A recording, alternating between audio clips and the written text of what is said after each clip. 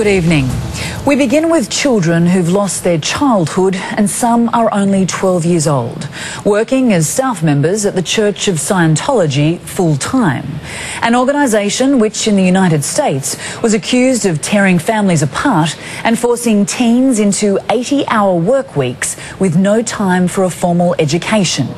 Now just look at what they're doing here. Brian Seymour with our exclusive investigation.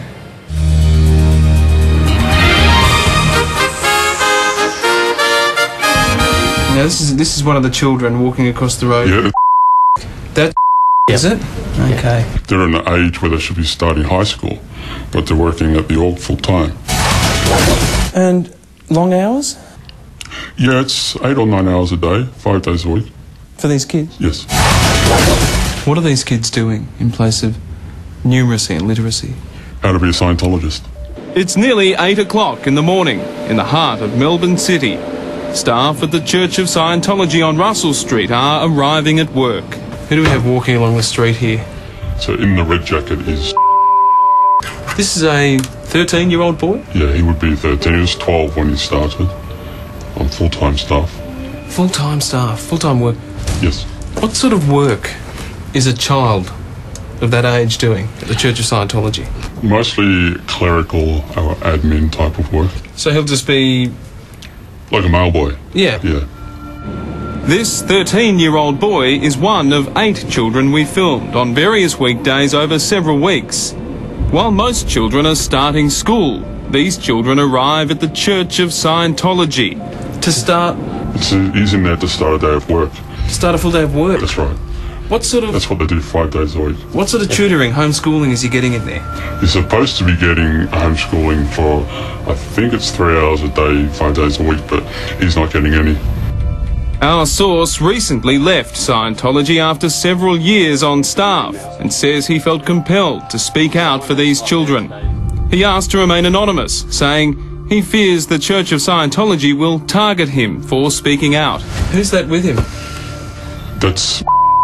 She's a young person. Yeah, I think she's about 15 or 16. She's been on staff for a couple of years. She's been on staff, 15, 16, been on staff a couple of years. Yeah, at least 2 years. What sort of work would she be doing? She's training to be an auditor. So, TDC. At that age? Yeah. Training to be an auditor? Correct. It would be astonishing, except it's not the first time. Well, I was in a room that was maybe 8 by 10 feet, maybe 8 by 12 feet, with 6 people. That was where we lived. A child Scientologist for years, Astra Woodcraft left the California branch when she fell pregnant, fearing she would be forced to have an abortion. She also tells of being molested and given alcohol at 13, worked incessantly, and at the age of 15, she was told to counsel a 40-year-old man with a problem. And I had to tell him that he couldn't masturbate. I had to have him read a policy where L. Ron Hubbard says masturbating is bad. This girl in Melbourne is, we're told, training to be a counsellor. In Scientology, they're called auditors. This is a child. That's right. They're training her to do that. Correct. Of course, it's not only children. Where are the families of these children?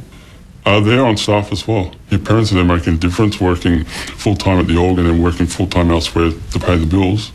They've devoted everything to Scientology. It must be right. What is her role? Well, she oversees the legal side of things and the public relations side of things, external affairs. More than 24 other staff, adults, arrive for work as we watch. What sort of goods and services would he be selling? Auditing, mainly. Auditing, these counselling sessions. Yeah. What sort of money is he bringing in? Oh, when they sell the auditing, they're going for a minimum of $25,000 in one hit from one person. $25,000? Correct. People pay this? Yeah, people... For this extended, intense counselling? Yeah, people max out their credit cards. According to the critics, this is Scientology's real purpose, to make money. It's a cash cow. What was it? It's a cash cow. Cash cow. As the staff meeting gets underway at 9 a.m, we see the most senior Scientologist here.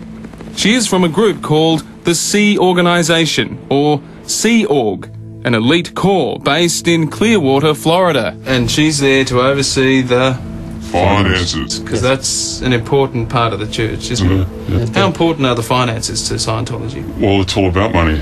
12 or 8. Here we go sailing into weird territory. In the 1960s, Scientology founder L. Ron Hubbard decided to live on a ship, this ship. Thus was born the Sea Organisation, founded with Hubbard's first crew at sea. They lived only to work, for no money. In this BBC documentary shot in 1967, the elusive Hubbard was tracked down to a small port in North Africa, where he agreed to this interview. Skio, which means knowing how to know in the fullest sense of the word, ology, which is study of. So it is actually study of knowingness. What does it do for you, in theory? It increases one's knowingness. But if a man were totally aware of what was going on around him, he would find it relatively simple to handle any outnesses in that. Even after 3 hours of talking, we never got an explanation from him that we could understand.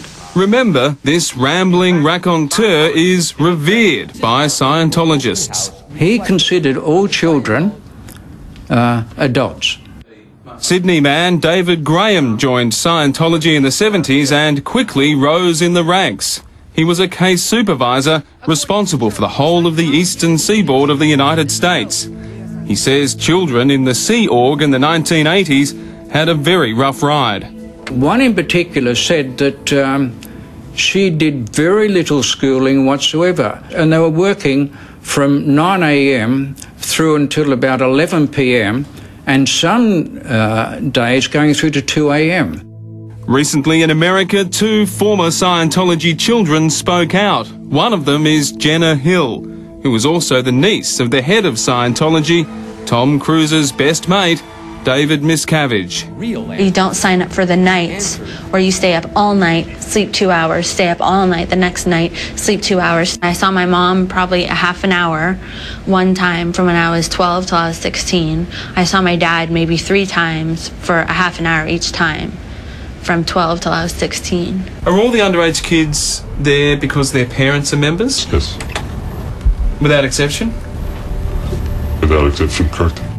He's in charge of the communications department. He's his own man. He's in charge of... Yeah, I think he's about 15. He's about 15? But he's been on staff for about 2 years. This is a 15-year-old boy. And he's in charge of the communications department. Yeah. This child runs the mail boys, plus the computers, emails and electronic communications between different branches of the church. So he's running the communications Yes. in Scientology instead of studying in class? He wasn't doing any study while I was there, except for Scientology study. Well, again, I have to ask you, not doing any study, not getting any homeschooling? No. I find it very hard to believe, but I accept that it is happening. If proven true, how serious is this? I would expect that the public would be totally outraged on this one, and they would demand action on it. David says he doesn't have a problem with people studying Scientology. He doesn't think it's worth it, but says people should have the choice. But the church, the structure of the church, I believe that should be dismembered brick by brick. And I personally believe it is happening. David has even joined the worldwide protests held by a group called Anonymous, calling for Scientology to be outlawed. They're both children. Yeah. Well, he's like 12 or 13. Yep. And probably about 15 or 16. Young girl should be in school. Is she getting homeschooling? No. Well, they would say she is. Well, there's a couple of hours a day that she gets. Who, this one here? Yeah, that's unsupervised. Unsupervised and untested. Our source claims only 2 of the children get that. The rest, he says, get no homeschooling. Well, the official line, that is what the org will tell you, is that they get homeschooling. But when I was last there was 2 of them that were getting at most 2 hours a day unsupervised.